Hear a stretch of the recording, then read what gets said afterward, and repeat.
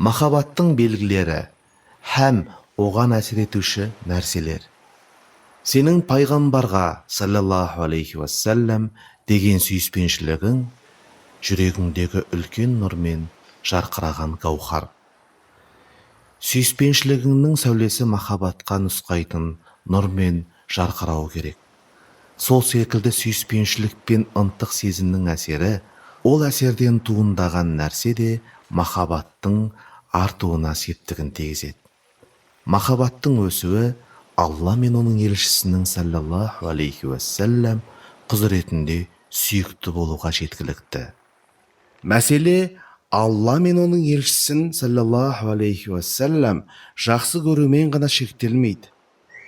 Біз үшін жеңіс пен қуаныш, шаттық пен береке Алла мен оның елшісінің саллаллаху алейхи уассалам бізді жақсы көруі.